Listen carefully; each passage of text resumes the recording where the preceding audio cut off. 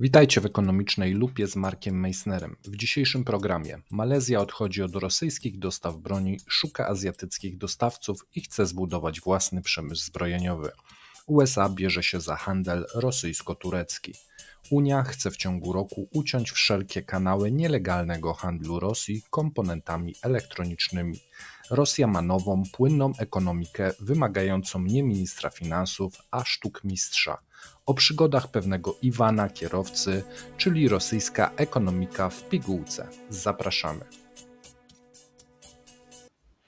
Dzień dobry, z tej strony Mateusz Lech oraz Marek Meissner. Marku, dzień podobała dobry, Ci się Mateuszu, dzień dobry. sztukmistrzyni? Niestety sztukmistrza tak. nie znalazłem, ale Sztukmistrzyni pasuje, no bo Nabiulina jeszcze tam, jeszcze dostawiła różnych, wiesz, tam różnych ludzi zostawiła, natomiast no dzieje się rzeczywiście ciekawie i tutaj mamy taką historię, jest raport w kraju zwanym Malezją. W kraju zwanym Malezją największym dostawcą dla sił powietrznych była Rosja. Największym dostawcą, no i tutaj prawda, MiG-29 jako myśliwce, samoloty szturmowe Su-30 MKM. I co się okazało? Okazało się, że serwis MiG-29 rozsypał się jeszcze przed wojną, jak pamiętacie Państwo i pamiętasz pewnie Mateuszu, w 2017 roku z racji kompletnego rozsypania się serwisu oraz problemów z płatowcami te MiG-29 Malezja wycofała. Sprzedano je podobno do Rosji, sprzedano je podobno z powrotem, w każdym razie zostali bez myśliwców.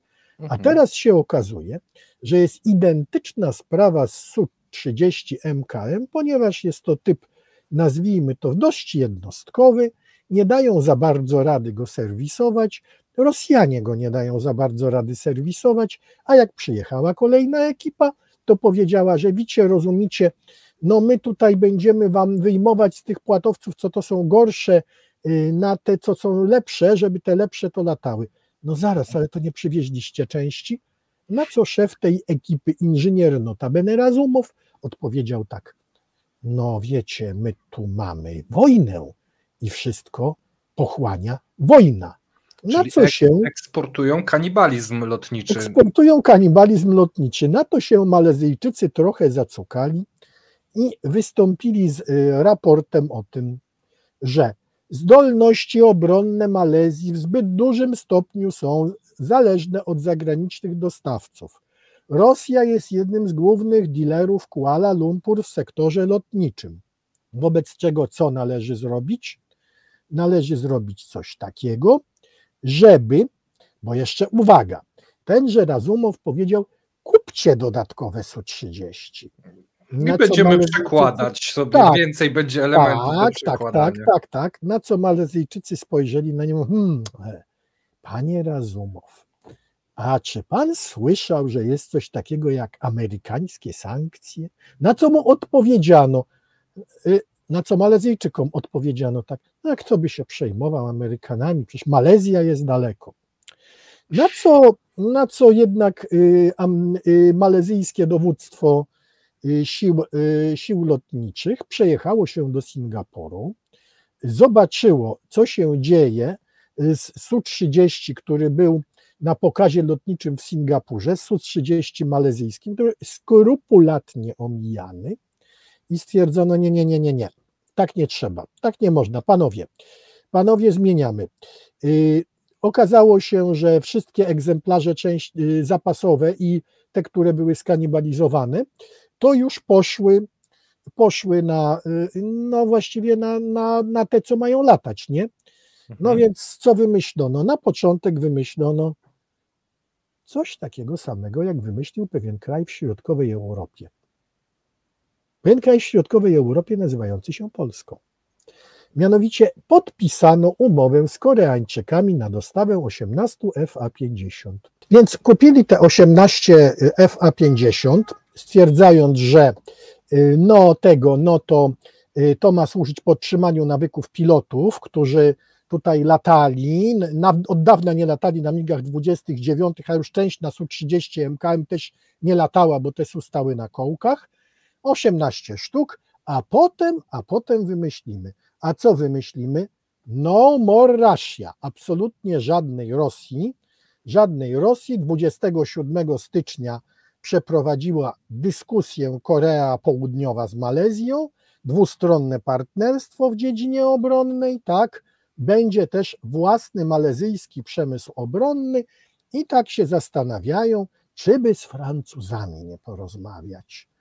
Bo tam ich jeszcze nie było, a podobno te Rafale to dobre samoloty, a Amerykanie to właściwie, no można byłoby kupić od Amerykanów, ale to trwa, to z Francuzami może łatwiej się będzie dogadać, a może się kupi jakieś używane od Europejczyków. W każdym razie Rosja, matuszka Rosja, nie, koniec. To ja mam do Ciebie pytanie, bo niektórzy nasi widzowie w ogóle tematów militarnych nie kojarzą, natomiast na przestrzeni tych 2 lat Rosjanom wysypało się kilka kontraktów. Jakbyś mógł tak pokrótce opowiedzieć, bo był Egipt, były Indie, coś takiego. Tak, nie? Ale tutaj ja odpowiem po prostu cyfrą. Okay. Za zeszły rok same straty z tytułu niezrealizowanych kontraktów lub niepodpisanych kontraktów wynoszą 15 miliardów dolarów równowartości. Dużo. To jest bardzo dużo.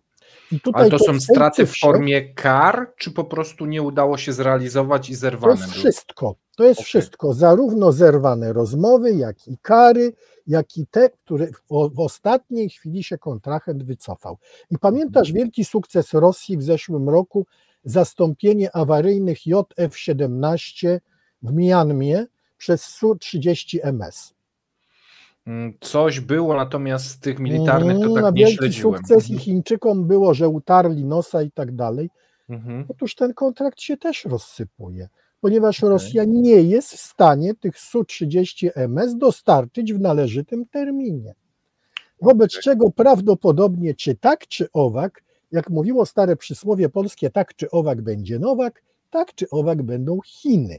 Bo Chiny stwierdziły, że w takim razie oni te JF-17 to zabiorą do siebie, a jeżeli Rosja się nie wywiąże, to oni dostarczą coś absolutnie chińskiego, bez pakistańskiego, bo wiadomo, że te wszystkie J-17 to sknocili Pakistańczycy, ponieważ chińskie firmy są zawsze bez grzechu jako lelije i wobec tego oni coś dostarczą zamiast.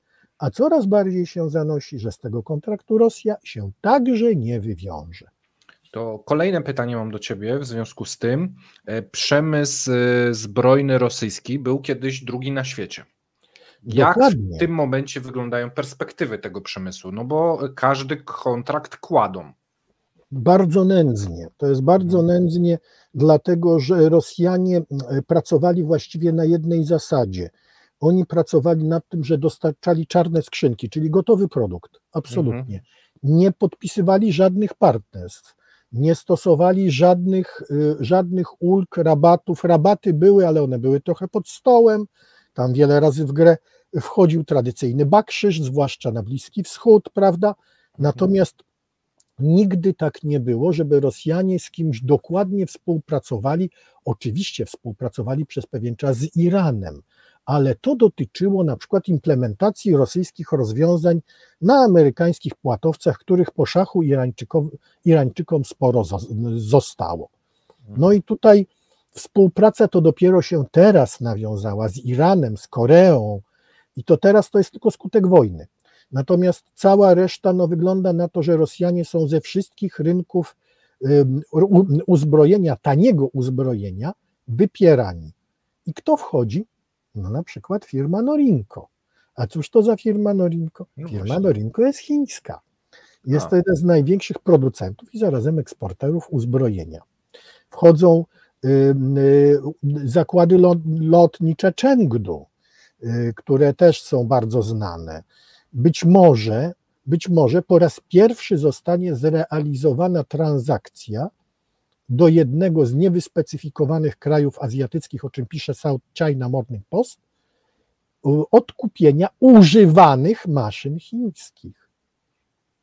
Czyli Chińczycy zaczynają wchodzić tak jakby trochę w buty Amerykanów, bo pamiętasz, Amerykanie też sprzedają używany sprzęt. Rosjanom to się zasadniczo nie kalkulowało, więc oni tak bardzo tym używanym nie handlowali, jeżeli to przekazywali i zarabiali na serwisie sojusznikom. No ale tego nie ma, tego nie było. Teraz front coraz więcej pochłania, produkcja wojenna, więc i kontrakty zbrojeniowe, jeżeli się o jakimś mówi, to mówi się na przykład, jest bardzo, bardzo duże trąby i bębny o podpisywaniu. Natomiast jak ten kontrakt wygląda, jak on jest potem realizowany, to jest tiszyna w lesu. Okej, a teraz tak, na serwisach zarabia się ogólnie najwięcej, że to jest duża część, jeżeli chodzi o... Maintenance, serwisowanie, utrzymanie, Tak. integracja z nowym sprzętem. Sprzęty były rozsiane po świecie, jeszcze postsowieckie. Natomiast wojna teraz wyczyściła te wszystkie kraje Ameryki Południowej, Egipt. Jeszcze nie do końca, jeszcze nie do końca. Dobra, jeszcze natomiast to topnieje w zastraszającym tempie. A dzisiejszy PR, dzisiejsze możliwości budowania, sprzedawania rosyjskie kuleją. Czyli te kraje muszą w miejsce tego, co wysłały, albo jednej, albo drugiej stronie, coś kupić w tym momencie. Czyli w tym momencie wchodzą Chiny, Ameryka, Francja, a Rosja całkowicie wypadnie, bo rozumiem, jak się kupi, tam są bardzo ciekawe historie, bo na przykład są takie rzeczy, jak w przypadku Ekwadoru, gdzie Ekwador został zastraszony niby sprawą z bananami, że jeżeli nie, to Rosja wprowadzi embargo na ekwadorskie banany, jeżeli ten sprzęt porosyjski trafi na Ukrainę. Tymczasem się okazało, że jednak rząd Ekwadoru się postawił i powiedział, że to jeżeli tak, no to oni kupią zasadniczo ten sprzęt rosyjski, to wpierdolą do magazynów, skąd oczywiście on może wyciec. No bez całkowitej wiedzy, no to zdarzyło się, prawda? Znikają, Rosjanom też znikają. Wszędzie są ludzie skorumpowani, Mateusz, wszędzie.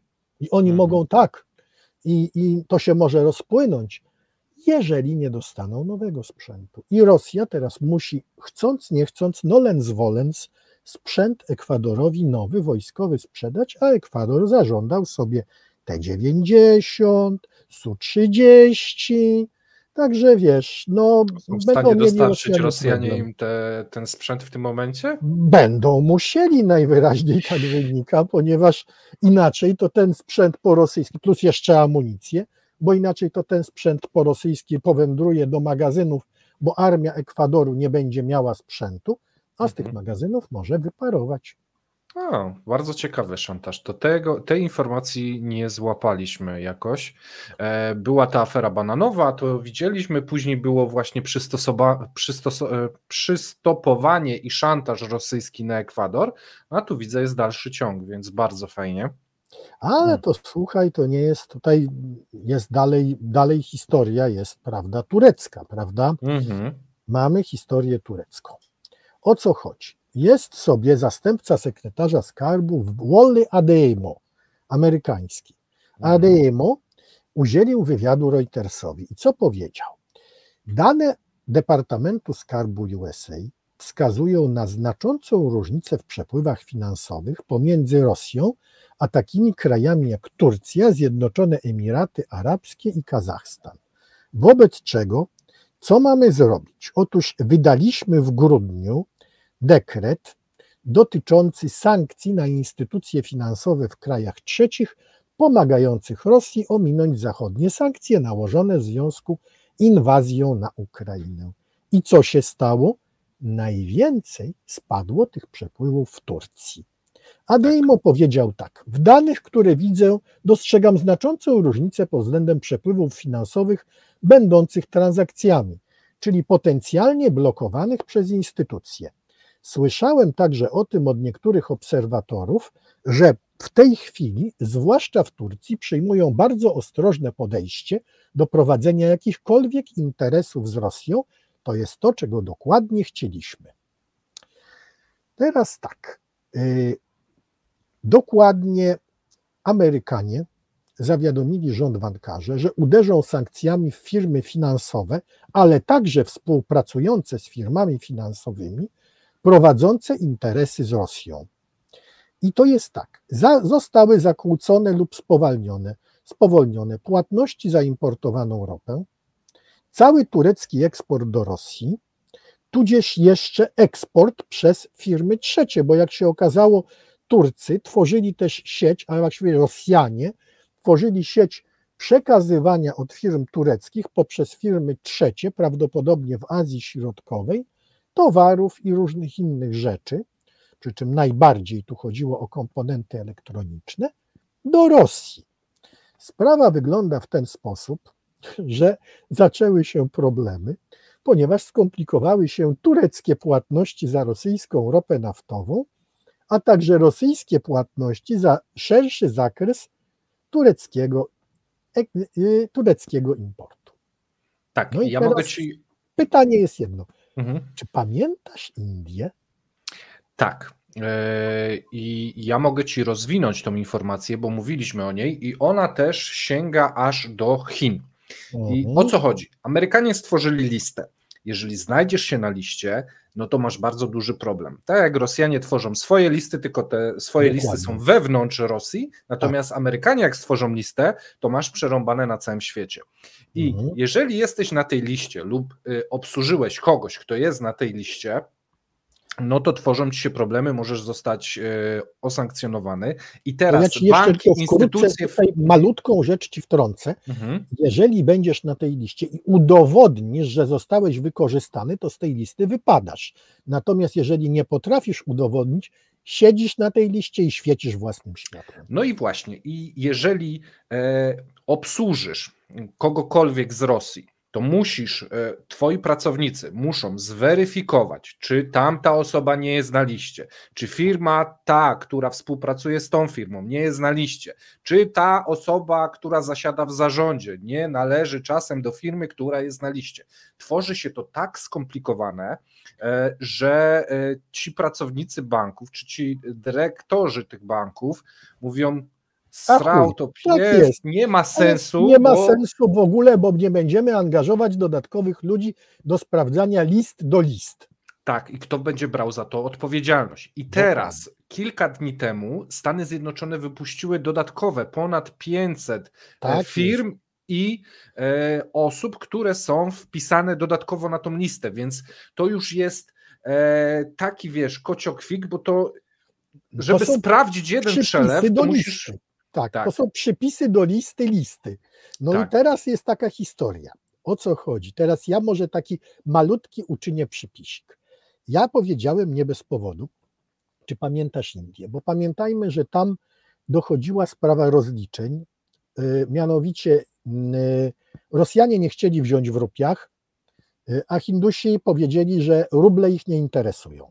No i tu jest dokładnie taka sama sprawa. Rosjanie nie chcą wziąć w lirach, a Turcy powiedzieli, że ruble ich nie interesują.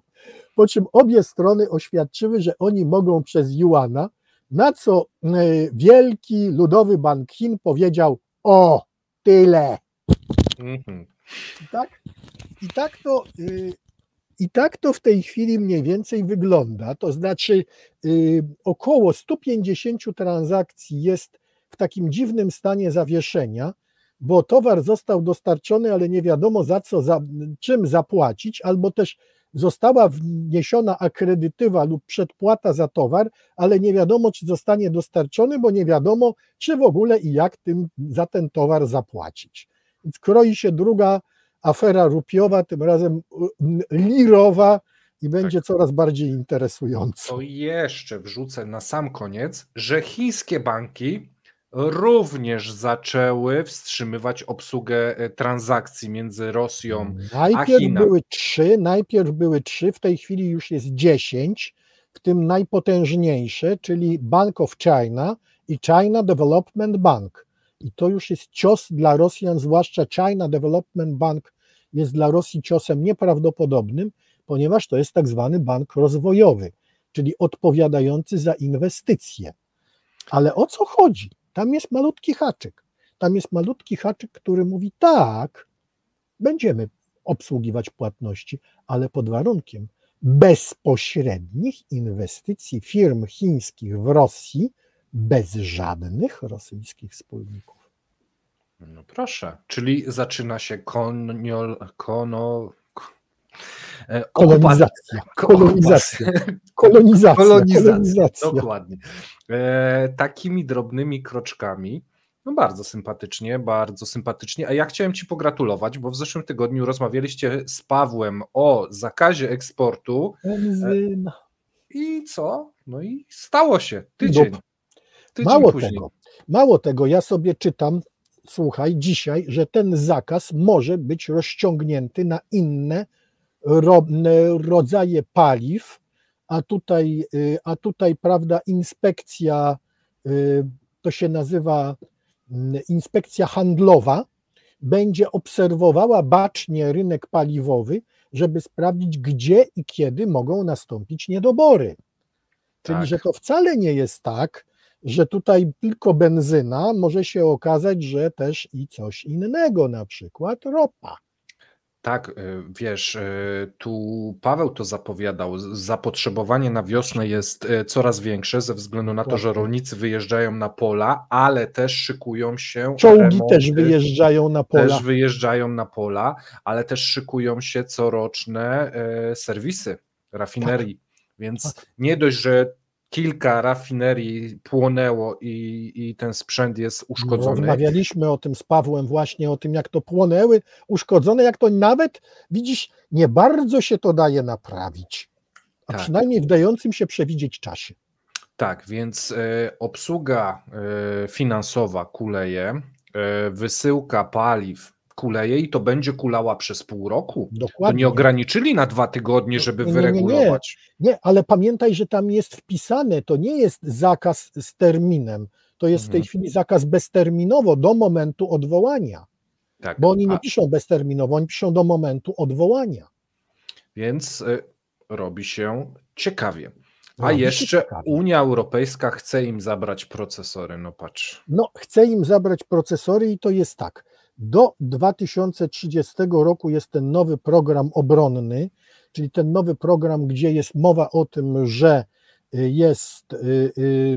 jest tutaj, jest jeszcze jedna istotna sprawa, o czym powiedział Adeyemo, o czym możesz nie wiedzieć, że departamenty do spraw zgodności banków amerykański i te z krajów, gdzie, prawda, zostały zastosowane te sankcje, naraz się dyrektorzy banków pojawili w Departamencie Skarbów USA i zapytali tak. Wkrótce potem, począwszy od dyrektorów generalnych w dół, zaczęli nas prosić o spotkania, aby dowiedzieć się, co możemy zrobić, aby mieć pewność, że zachowamy dostęp do dolara. A to były duże banki, które wiedziały, że są w centrum uwagi i chciały się upewnić, że są po właściwej stronie. Bo ostatecznie dla nich, nawet jeżeli mogą robić jakieś interesy z Rosją, to bledną one w porównaniu z wielkością transakcji, jakie prowadzą ze Stanami Zjednoczonymi lub Europą i z wartością tych transakcji dokonywanej w dolarach. I tu się kłania 1,7% globalnego PKB, jakim jest Rosja, czyli wielkość Holandii, Włoch, powiedzmy. Taki kraj sam nie może przeciwstawić się wielkiej machinie finansowej globalnej. Dokładnie. Tu mamy tego przykład, że jeżeli mają kraje, czy banki, czy firmy do wyboru Unię Europejską, Stany Zjednoczone, a Rosję i są postawione pod ścianą, nie ma zmiłuj, wybiorą oczywiście zawsze większą korzyść dla siebie. Dopóki Rosja mogła jakąś prowizją przebijać, no to wtedy można było dyskutować. Natomiast jeżeli jest już czarna lista, no to nikt nie chce się znaleźć na tej liście. To jest jeszcze jeden tutaj problem. Dla nich to są transakcje krótkoterminowe i długoterminowe. Krótkoterminowe to mogą nawet przynieść, jeżeli chodzi o Rosję, ładny zysk, ale odcięci są od tych transakcji długoterminowych, które może nie są tak zyskowne, ale są i są ciągle. Wobec czego w tym momencie bliższa koszula ciału niż sukmana i oni będą dążyli do tego, żeby mieć święty spokój z tą Rosją, odciąć tą Rosję, zarobimy mniej, ale będziemy zarabiać i nie będziemy na czarno Będziemy jeździć. podpięci do systemu globalnego, finansowego, bo nikt nie chce, żeby mu ktoś wtyczkę wyłączył, wiesz, wbrew jego woli. Nie? No i tu Rosja jest właśnie tym elementem, który może to zrobić. No ale opowiedz nam o i tu tych się komponentach. właśnie dojechałeś do sprawy bardzo istotnej, nikt nie chce, żeby mu wtyczkę wyłączyli. Otóż na tym właśnie bazuje Unia Europejska, która chce uciąć transakcje w ten sposób, że wszystkie transakcje podejrzane będą ucinane od strony finansowania. Będzie blokowane po prostu finansowanie tych transakcji i jeżeli jedyne, co zostanie Rosjanom, to płacić w kryptowalutach. Albo walizki ze złotem jeździć. Albo jeździć z walizkami ze złotem. A to jest dosyć skomplikowane. Dlaczego? Dlatego, że Amerykanie, jak sami przyznali, w ciągu 24 godzin są w stanie wyśledzić, a gdzie to się nagle to złoto pojawiło. Bo to nie jest tak, że przychodzi ci, rozumiesz, kurier, 2 sztabki złota za wiaderko procesorów, 2 sztabki złota, ty idziesz do banku i wymieniasz. Jak idziesz do banku i wymieniasz, to właśnie się wystawiłeś na strzał Departamentu Stanu i Departamentu Handlu. Skąd ma pan te złoto, tak? Tak, dlaczego? Nie! Oni cię już będą teraz stale sprawdzali, za tobą wyślą ludzi, którzy zbadają twoje powiązania i jak niestety postawisz nogę na ziemi angielskiej, bo oni są stowarzyszeni z Anglikami, nie musisz nawet lądować w Ameryce, to nagle się znajdziesz w samolocie lecącym do Ameryki na przesłuchania z bardzo nieprzyjemnymi panami. O, to też jest ciekawostka taka, nie słyszałem. No właśnie. I tutaj, wiesz, tutaj jest taki plan oczywiście przy współpracy Amerykanów, słuchaj, tutaj módlmy się o to, żeby po ewentualnej zmianie na Kapitolu to było cały czas wdrażane, bo tutaj liczy się na to, że jednak Deep State będzie ten sam i będzie się chciało uciąć ten rosyjski handelek zyskowny. Natomiast tak jak Izraelczycy powiedzieli, oni są w stanie po historiach z Hamasem znaleźć każdy przepływ, każdy podejrzany przepływ na każdej giełdzie kryptowalut. Czy mają już jakieś dowody o finansowanie Hamasu przez Rosjan? 93 miliony dolarów 5 października zostało przekazanych przez moskiewską giełdę Garantex na konto człowieka, który był skarbnikiem islamskiego dżihadu. Islamski dżihad, najbliższy kuzyn, zwolennik oraz przyjaciel Hamasu. I to jest ten sam pan, który, jak wiesz, któremu się zeszło na skutek akcji Izraelczyków w Bejrucie. To było to w szpitalu? To było, co to dron przypieprzył. Okej, dobra. No to właśnie ten sam. To ten sam, który tamtą wpłatę otrzymał, więc długo się tamtą kasą nie nacieszył, prawda, ledwo pół roku. No i tak mu się zeszło. W sposób bardzo wybuchowy. To ja mam do ciebie, Marku, pytanie. Jak oceniasz sankcje? Price cap na ropę, który był na początku roku 2022 roku, wszedł tak i uderzył mocno Rosjan, i to, co dzieje się na początku 2023, i to, co się dzieje na początku 2024, czyli ta tak zwana finansowa lista, bo obie sytuacje, mam wrażenie, że na początku roku mocno mieszają Rosjanom. Z tamtej się wygrzebali po troszku w ciągu roku, natomiast ta w tym momencie jest bardzo dotkliwa i w sumie nie wiem, jak mogą sobie z nią poradzić. Ja podejrzewam, że niestety dla nich oni będą coraz bardziej zależni od 2 odbiorców. Z tego, co ja wiem, to rosyjscy agenci w tej chwili podróżują po całej Azji. Zaproponowali między innymi bardzo lukratywne kontrakty na ropę Wietnamczykom. Wietnamczycy nie są za bardzo zainteresowani. Wiem, że są próby pozyskania klientów w Indonezji, w Malezji, w Tajlandii. To wszystko są próby. Bo teraz tak, jeżeli próby znalezienia zapasowego rynku. A tu jest problem, bo wiesz, nawet Sokol i Espo wymagają specyficznych linii do przerobu, a o Uralsie to w ogóle nie ma mowy, trzeba całe rafinerie pod niego konstruować, więc tutaj to Chińczycy i Hindusi będą cały czas jedynymi głównymi odbiorcami, bo to się nie da inaczej zrobić. Dobra, a teraz tak, jeżeli chodzi o Wietnam. Wietnam jest krajem, który jest furtką dla chińskich firm, żeby wysyłać na zachód różnego rodzaju rzeczy, omijając troszeczkę tą packę amerykańską. Jeżeli Wietnam by się zaangażował mocno w zakup rosyjskiej ropy, czy to nie powoduje jakichś zgrzytów z chińskim interesem takim? Oczywiście, wiesz, że tak. Oczywiście no i dlatego oni nie są tym zainteresowani. Poza tym te stosunki między Chinami a Wietnamem są takie dwuznaczne, bo tam okres wrogości to tam jeszcze trwał bardzo długo. To w tej chwili, jak ta komisja przyjechała na końcu zeszłego roku, nie, to w styczniu już było, ta z Komitetu Centralnego, z Komisariatu do Spraw Stosunków Zagranicznych, Sekretariatu do Spraw Stosunków Zagranicznych i oni tam zaproponowali tanie kredyty i w ogóle rozbudowę kolei. Dokładnie. Po to wszystko, żeby wyprzedzić ewentualne kredyty amerykańskie. Tak. No to w ogóle, wiesz, w tej chwili dopiero teraz się widzi jakieś tam ewentualne odwilże, z tym, że oni mają bardzo złe wspomnienia z ostatnich 15 lat, bo nie wiem, czy wiecie Państwo, że Wietnam był pierwszym krajem, w którym następowały strajki i zamieszki przeciwko wyzyskowi pracowników ze strony chińskich firm. I to były strajki i zamieszki w największych centrach produkcji odzieżowej, gdzie chińskie firmy rzeczywiście traktowały Wietnamczyków jak niewolników, a właściwie Wietnamki, i sprowadzały z Chin ochroniarzy, byłych wojskowych, którzy kilka osób zabili. I wtedy właściwie strajki sparaliżowały cały ten przemysł, a koledzy z KC powiedzieli tym, że chińskim firmom wynocha. I zrobiły się wtedy, stosunki się pogorszyły zdecydowanie. Dopiero w tej chwili następuje tam pewna odwilż.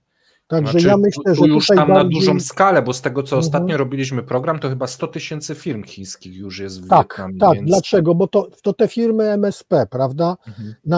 Natomiast Wietnamczycy tego jakoś tam się starają pilnować, a to chyba za bardzo w tym momencie zależy Chińczykom na tym, żeby po raz drugi tam tych historii nie powtórzyć. Ale w każdym razie Rosja wchodzi w teren, który rozgrywają teren między sobą Amerykanie z Chinami. Amerykanie z Chinami, więc tutaj wejście na trzeciego to jest taki średni pomysł.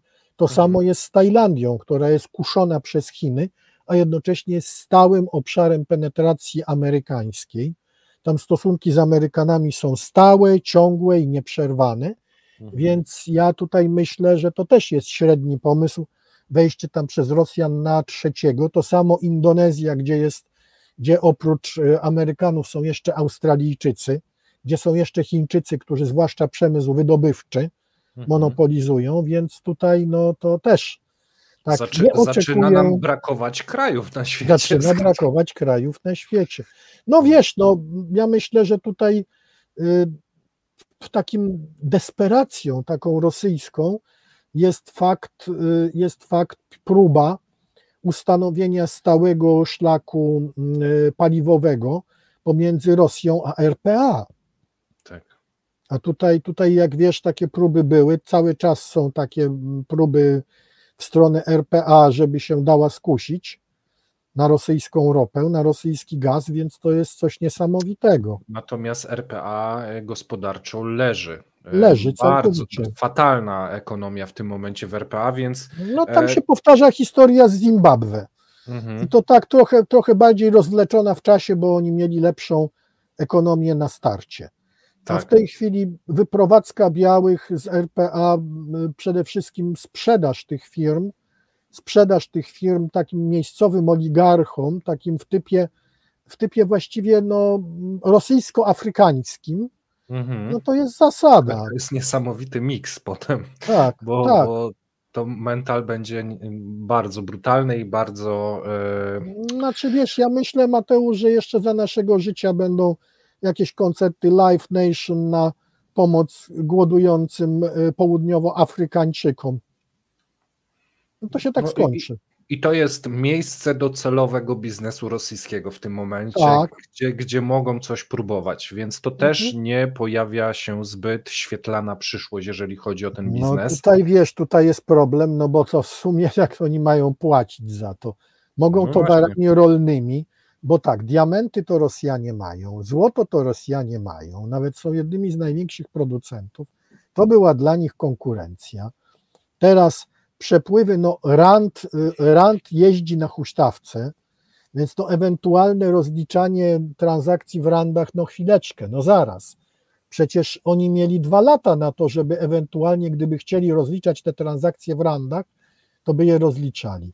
No ale nie było za bardzo chętnych, bo już wtedy by naprawdę były sankcje ze strony Amerykanów, a co prawda tam jest taki quasi-marksizm i quasi-socjalizm, ale oni nie są aż takimi idiotami, żeby narażać się na całkowite sankcje amerykańskie, więc tutaj no to też tak nie bardzo. W każdym razie no, sytuacja dla Rosjan jest taka sobie w tej chwili. I tego jeszcze może nie dostrzegają Polacy, przynajmniej media polskie, ale ta sytuacja się zdecydowanie pogorszyła od stycznia tego roku. Tak. Tu są naprawdę mocne działa wytoczone, jeżeli chodzi o finanse i spadają z rowerka po kolei w każdym kraju, z tych wszystkich nawet przyjacielskich, takich właśnie jak Turcja czy Chiny. A dlaczego? Bo za każdym kontraktem, który kładą Rosjanie, natychmiast się pojawia ekipa z Chin. Natychmiast. To jest tak, oni idą dosłownie po śladzie. A tu trzeba przyznać, że Chińczycy mają, jeżeli chodzi o wywiad gospodarczy, to im się znacznie poprawił przez ostatnią dekadę i oni doskonale wiedzą, do kogo mają uderzać. I dlatego jak widzę te rosyjskie próby ustanowienia bazy w Mali i ustanowienia współpracy gospodarczej pomiędzy Rosją a Mali, to zastanawiam się, jak szybko tam wejdą firmy chińskie. Aha, no tak. Rosjanie udepczą ziemię, porozmawiają, podpiszą kontrakt, dadzą ciała i Chińczycy będą ratować, że my już jesteśmy gotowi, to my to może naprawimy. A jeszcze dodaj taką sprawę. Jak pamiętasz, tamten obszar to byli Wagnerowcy.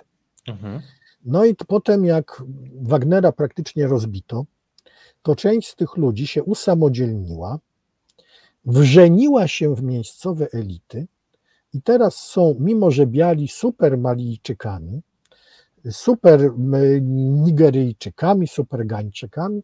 I co oni mówią? Ponieważ Rosjanie przyjeżdżają z ich głównym i śmiertelnym wrogiem Juniusem Bekiem Jewkurowem, generałem zresztą, który osobiście przyłożył rękę prawdopodobnie do upadku ich Utkina i ich Prigozina, to oni mówią tak: żadnych kolonizatorów z zachodu i żadnych Rosjan, bo oni was oszukają. Jaki jest efekt? Taki jest efekt, że byli Wagnerowcy doskonale współpracują z Chińczykami. Ale ze swoimi byłymi przyjaciółmi z Rosji jakoś już nie.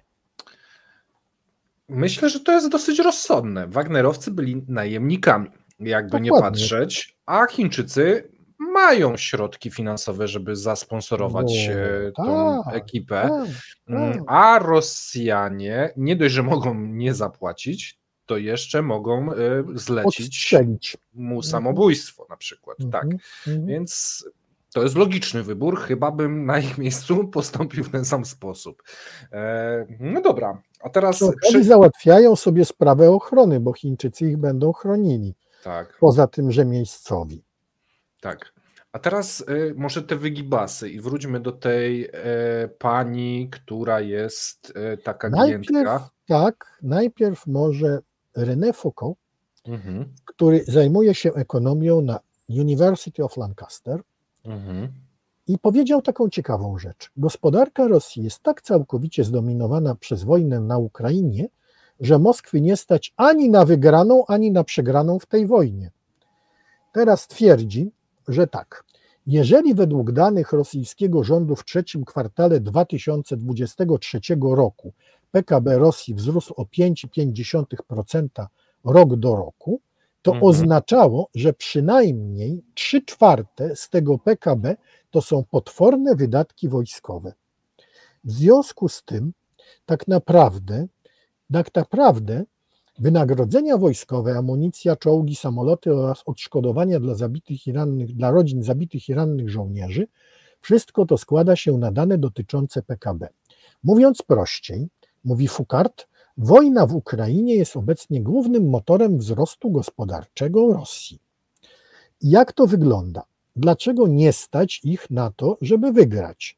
Nie stać ich na to, żeby wygrać, bo nie są w stanie po wygranej wojnie spowodować, żeby Ukraina czy Zachód zapłaciły koszty tej wojny. I czy tak, czy owak, przegrana czy wygrana oznacza, że Rosja musi zapłacić koszty tej wojny, co oznacza, że cała gospodarka jest w tej chwili tak powiązana z kompleksem wojskowo-przemysłowym, że ta wojna musi trwać. Okej, to ja wrzucę Ci informacje, które podamy. My nagrywamy to we wtorek po południu, natomiast w środę rano podamy informacje. Putin i jego rząd zaproponował, aby spłacać odsetki ludziom, którzy są zadłużeni i pójdą walczyć. Więc to jest kolejny wydatek, który chcą wziąć na siebie. Jednocześnie już jest ustawa w Dumie, będzie głosowana o tym, żeby podnosić podatek dochodowy. Już był z 13 na 15, a teraz będzie progresywny, będzie dochodził nawet do 25%. Wszystko po to, że nie ma pieniędzy. I kolejna informacja, zabiegają już od wielu lat o możliwość wydrukowania swoich obligacji w juanach. Natomiast Chińczycy mówią nie i wciąż odrzucają tą prośbę. Brakuje kasy. Wszędzie brakuje kasy. Po prostu. Otóż jest jeden wyjątek. Możecie, drodzy przyjaciele z Rosji, zrobić te obligacje w juanach. Ale pod warunkiem, że obligacje będą cyfrowe, a juany też będą cyfrowe. A to tego nie widziałem. Widziałem, że... Ale to widzisz, jaka to jest pułapka? Mhm. Praktycznie rzecz biorąc, robiąc cyfrowe obligacje w cyfrowych juanach, oczywiście staliby się i pierwszymi na świecie, można by powiedzieć, nie imiejąc analoga w Mirje. A słychać byłoby chichot szyderczy ze strony Komisji Europejskiej i ze strony Departamentu Skarbu USA. Bo co oznaczają takie cyfrowe obligacje denominowane w obligacjach w cyfrowym juanie? Oznaczają ni mniej, ni więcej tylko chińskie obligacje dla tymczasowego terytorium Rosji. No, zobaczymy, jak będzie się sytuacja rozwijać. Natomiast budżet uchwalony był pod koniec zeszłego roku z rekordowymi wydatkami i z zaplanowanymi rekordowymi dochodami. Już widzimy, jeżeli mamy ograniczenie w eksporcie na przykład benzyny, że te dochody bardzo ciężko będzie spełnić. Natomiast wydatki pęcznieją. I widać, że ten deficyt, który zaplanowali sobie pod koniec zeszłego roku, a on był na około 30 miliardów dolarów, że będzie na koniec tego roku, najprawdopodobniej będzie dużo wyższy, a to, czym finansowali w poprzednich 2 latach deficyty, czyli Narodowy Fundusz Dobrobytu, tam już jest nie ma już ani walut, zostało tylko złoto. Złoto, on już został całkowicie zeżarty w tej chwili. Tak. A tutaj Foucault powiedział tak. Przedłużający się impas może być dla Rosji jedynym rozwiązaniem pozwalającym uniknąć całkowitego załamania gospodarczego. Reżim rosyjski nie ma motywacji, i to ekonomicznych, aby zakończyć tą wojnę i poradzić sobie z tego rodzaju rzeczywistością gospodarczą. Nie może więc pozwolić ani na wygranie tej wojny, ani na jej przegranie. Jego gospodarka jest obecnie całkowicie nastawiona na kontynuowanie długiego i coraz bardziej śmiercionośnego, kryzysowego konfliktu. I tutaj nam wchodzi cały na biało deputowany z Komisji Narodowej Słucki, który wymyślił, w jaki sposób uniknąć problemu z brakiem ludzi na frontu. No Mianowicie słucham. on powiedział w rosyjskim radiu, powiedział tak: dlaczego my nie zwracamy uwagi na migrację z Afryki? Przecież to są miliony ludzi, które idą na zachód i są stamtąd wyrzucane. Dlaczego nie mogą pójść do Rosji? Dlaczego bronimy się przed tą migracją? Weźmy tych ludzi. Powiedzmy im, oni w tej Afryce umierają z głodu. Powiedzmy im tak: wpuszczamy was na terytorium Federacji Rosyjskiej, ale jesteście podlegli jej prawom, a to prawo to również prawo do obrony federacji. I dlatego, jeżeli zyskamy nieprzebrane źródła rekrutów, natomiast ich rodziny możemy osiedlić na obszarach, które są niedosiedlone. No tak, można w tych miejscowościach, Ani się kłania. w tych miejscowościach, gdzie demografia jest słaba, też mówiliśmy w tym tygodniu, że Asztiria, prawda? tak, Wyobraź tak, sobie tak mieszkańców Mali, tak, Sudanu, Afganistanu, przesiedlonych, prawda, do Baszkirii, przesiedlonych do primorskiego kraju, i do słuchaj, i dostaną Chabarowskiego. kredyty hipoteczne preferencyjne, gdyż w tym momencie jest pomysł na klastrowanie kredytów hipotecznych Tak, w zależności od regionu i regiony z depresją, czyli gdzieś, gdzie się mało buduje i populacja spada, będą miały najkorzystniejsze kredyty hipoteczne. No i wtedy tych Malijczyków tam, oni będą w stanie sobie te kredyty opłacić, bo będą nisko oprocentowane w miarę. Jak nie, no to kilku z nich pojedzie na front i nie, no zarobi. oni z zasady pojadą na front, tylko po pewnym czasie, jeżeli nie będą bardzo głupi, a sądzę, że na przykład jeżeli im kilku wujów albo siostrzeńców wyginie, to dojdą do wniosku, przyjrzą się, rozejrzą, jak to Rosjanie rozwiązują, natychmiast podpiszą kontrakty i okaże się, że znowu Rosjanie mają co prawda bardzo dużą armię, ale cholernie drogą. No tak, ale to też jest, wiesz co, może rozwiązanie Po 6 tej... miesiącach Słucki proponował, żeby po 6 miesiącach takiego służenia każdy mógł dostać w nagrodę paszport obywatela Federacji Rosyjskiej. Tak. I to jest, myślę, rozwiązanie tego, że ta rosyjska narracja ma się bardzo mocno w Afryce. Nic nie wyleczy mieszkańców Afryki z rosyjskiego miru, jak wyjazd do rosyjskiego miru. Jest. Tak jest. Długotrwały pobyt w Rosji, zwłaszcza dożywotni. Ja już sobie wyobrażam te listy e-maile, które będą szły do rodzin w Mali, Ganie albo Nigrze. Tak, o ile maile będą wychodzić, gdyż dzisiaj była duża awaria i komunikatory nie działały. Od 1 marca blokada 50 VPN-ów w Rosji. Tak. I to tych, które są tam bardzo znane. Nie tych, które są znane bardzo u nas, bo to są zupełnie inne VPN-y. Sporo z nich to VPN-y darmowe, no bo Rosjanie, jak wiadomo, no, nie gustują w płatnych. Zresztą te płatne to są mocno płatne. I tutaj w tym momencie zarówno te płatne VPN-y, jak i te darmowe VPN-y są po prostu odcinane. Więc tworzy się nam na naszych oczach, przynajmniej jeżeli chodzi o dostęp do informacji, Korea Północna. No bo przeciętny Rosjanin za bardzo nie będzie w stanie komunikować się ze światem zewnętrznym, nie będzie w stanie czytać informacji tu o wojnie, jak i o gospodarce własnego kraju. No właśnie, i tutaj Aleksandra Prokopenko, znana nam, pisze między innymi tak.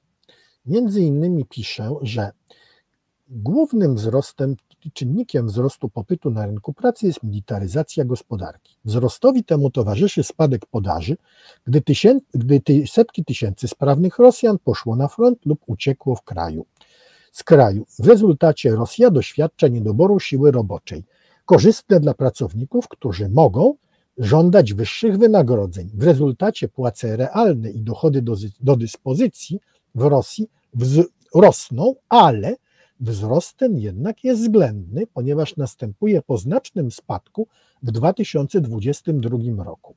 W rzeczywistości płace realne i dochody do dyspozycji dopiero co osiągnęły poziom z roku 2020. Wysoki popyt na pracowników i trudności w dostępie do zachodnich technologii sprawiają, że w Rosji w 2023 roku odnotowano rekordowy spadek wydajności pracy o 3,6%. Drugi w tym stuleciu po spadku o 4,1% odnotowanych w 2009 roku w wyniku światowego kryzysu gospodarczego. Można powiedzieć wprost, w ciągu ostatnich 2 lat przeciętny Rosjanin zarabia więcej, ale produkuje mniej. Duża zmienność kursu walutowego stała się nową normą. W różnych momentach w ciągu ostatnich 2 lat można było kupić dolara amerykańskiego to za 100 rubli, ale także za rubli 50. Po zniesieniu przez Rosję reguł budżetowych kurs walutowy wyznaczany jest wyłącznie przez przepływy handlowe. W rezultacie latem 2023 roku, kiedy przychody z eksportu osiągnęły pułap, a popyt na import nadal rósł, rubel spadł do poziomu 100 rubli w stosunku do dolara amerykańskiego. Próbując przejąć kontrolę, władze zmusiły eksporterów do sprzedaży dochodów w walutach obcych.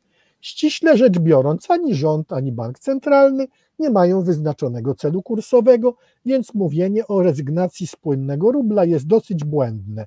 Jednak błędne jest założenie, że obecna stawka jest w całości oparta na zasadach rynkowych. No tak, to już mówimy. Ci słynni komisarze walutowi, te przepisy, konflikt Nabiuliny z rządem, że ona ciągnie w jedną stronę, rząd w drugą. Rubel jest w tym momencie w chaosie. Było interesujące, że wzrosły realne zarobki Rosjan. Natomiast jeżeli sobie porównamy w stosunku do siły nabywczej w przeliczeniu na dolara, to od 2013 roku, czyli od czasu przed pierwszą fazą konfliktu, Rosjanie praktycznie żyją w stagnacji. Tam się te dochody nie zwiększają. I tu widziałem też takie bardzo fajne porównanie, że to jest dekada praktycznie stop. Nie ma rozwoju. Nie ma rozwoju. A zadłużenie rośnie kolosalnie. 20 milionów chwilówek, niespłacalność kredytów bije wszelkie rekordy, interwencje komornicze biją rekordy. Wszystko idzie w kierunku niezbyt szczęśliwego społeczeństwa, ale to niestety będzie dopływ pracowników to znaczy żołnierzy, i te przepisy o tym, że chcecie ucieknąć przed odsetkami, idźcie do wojska, no będą działały. Teraz, jeżeli chodzi o przedsiębiorstwa, wartość kredytów udzielanych przedsiębiorstwom w juanach wzrosła 3,6-krotnie w 2023 roku do równowartości 46,1 miliarda dolarów, i to głównie dzięki konwersji zadłużenia z dolarów i euro na juany. To jest bardzo interesujące, czyli także następuje konwersja i oznacza to, że w gospodarce rosyjskiej, jeżeli denominujemy już kredyty dawniej dolarowe i eurowe w juanach, to oznacza, że cały czas ten poziom wykorzystywania juanów rośnie. Tak, i brak walut takich jak euro i dolara. Przez to są zmieniane waluty w kredytach, gdyż ci, którzy wzięli te kredyty, nie mają jak spłacać w dolarze i w euro, po prostu ich na rynku nie ma. W 2023 roku wielkość depozytów juanowych wynosiła 68,4 miliarda dolarów w przeliczeniu. To jest bardzo dużo, to jest mniej więcej 4-krotnie więcej niż przed wojną. Jeżeli chodzi o moskiewską giełdę, to od 1,2% obrotu w juanach do średnio 42% za cały zeszły rok. To jest gwałtowny zwrot na Chiny. To nie jest rozłożony w czasie. Tu mamy 1,5 roku i zupełnie nowa rzeczywistość dla Rosjan. Przymusowy. Tak. I ciekawostka. Austriacki Raiffeisenbank podał w tym tygodniu w swoim rocznym raporcie, że na rosyjskich rachunkach typu C utknęło 477 milionów euro środków. Wyjaśnił, że są to płatności otrzymane od rosyjskich firm przy wykorzystaniu lokalnych instrumentów dłużnych, których ze względu na sankcje nie można przekazać inwestorom zagranicznym. Raiffeisen ujawnił również, że zapłacił w Rosji podatek od zysków nadzwyczajnych w wysokości równowartości $47 milionów. Tak, i ogólnie wokół Raiffeisena zbierają się czarne amerykańskie chmury. Tam ten bank jest mocno nacenzurowany i będziemy obserwować, jak to się będzie rozwijało, natomiast są na krawędzi wpisania na tą słynną listę. Tak, tą o której żeśmy rozmawiali 30 minut temu i tak. To jest dokładnie to, o czym żeśmy rozmawiali. Tak. No to co? Następny punkt. Iwan Kierowca. Ostatni punkt, Iwan Władimirowicz. Nazwiska nie znamy, ale to dlatego, że on napisał na grupie, gdzie na ogół się nikt nazwiskami nie posługuje i na ogół jest to grupa zamknięta, gdzie się weterani pojawiają, gdzie się pojawiają różni ciekawi ludzie. I teraz tak, nasz bohater miał w życiu i szczęście, i pecha. Szczęście polegało na tym, że jego ojciec był byłym majorem z armii radzieckiej ze służby samochodowej, miał warsztat samochodowy, Samarze, zaś Iwan znał doskonale wszystkie samochody, jak się chwalił, od zachodnich po Białorusy i umiał prowadzić wszystko jako młody chłopak, też się tym pochwalił. No to naturalnym jest, że Подъехникум поступил в Самарский государственный технический университет, bo miał nadzieję zostać inżynierem. Niestety, przyszedł koniec lutego i operacja specjalna. Iwan jako student na początku był objęty odroczeniem, ale okazało się, że szef wojenkomatu w Samarze to jest także człowiek, który miał, niejaki Pietrow, który miał przez całą służbę wojskową na pieńku z jego ojcem. No więc co się stało? Żadna łapówka nie podziałała i Iwan poszedł, ale.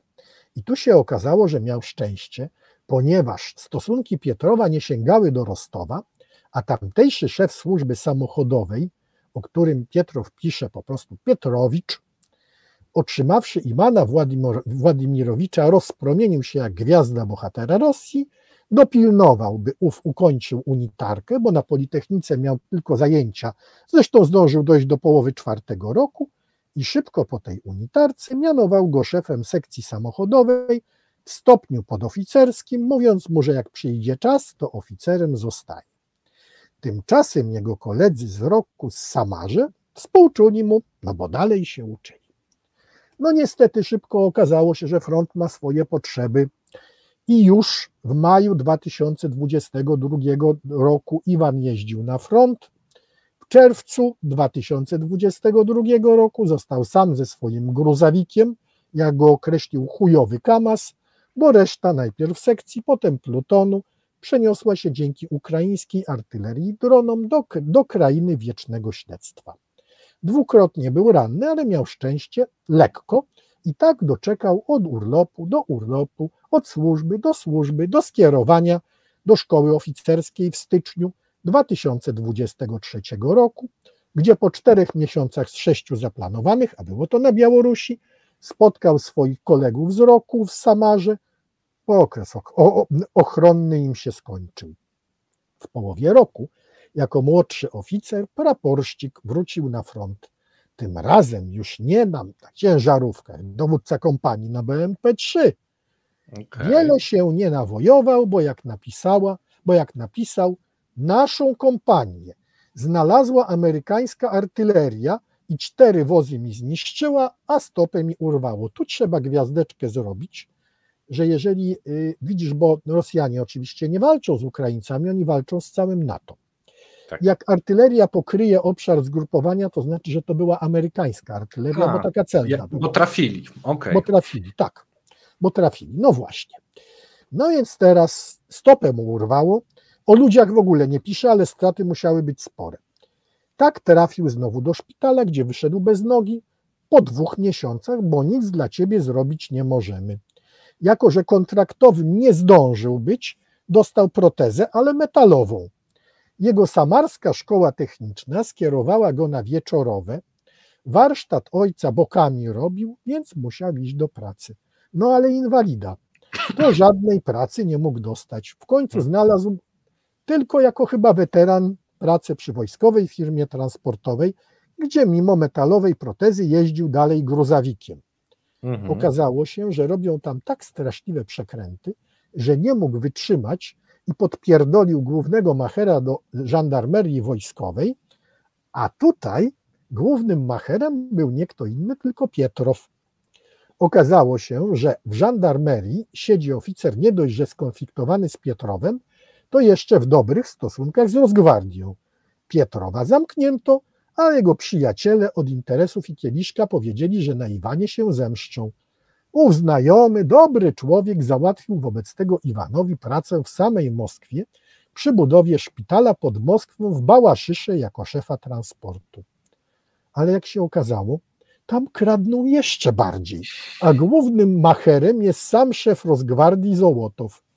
Iwan się boi, że jak zaczną czyścić, to jego też zapakują do puszki. I co mam czynić, bratcy? Pyta na tej grupie weteranów specoperacji. No tak, rzeczywiście ekonomia rosyjska w pigułce.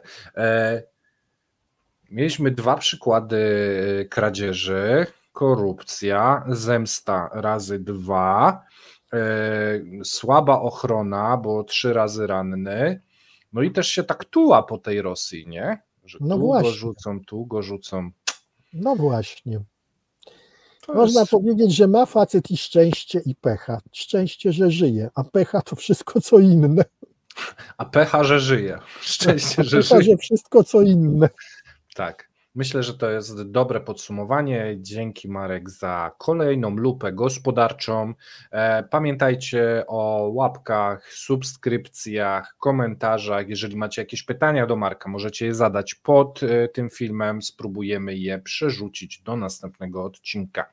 A my się już żegnamy. Trzymajcie się. Cześć. Trzymajcie się. Cześć. Materiał ten powstał dzięki wsparciu społeczności patronów. Jeśli chcesz wesprzeć autora i konkretny format, zapraszamy do linków w opisie pod filmem.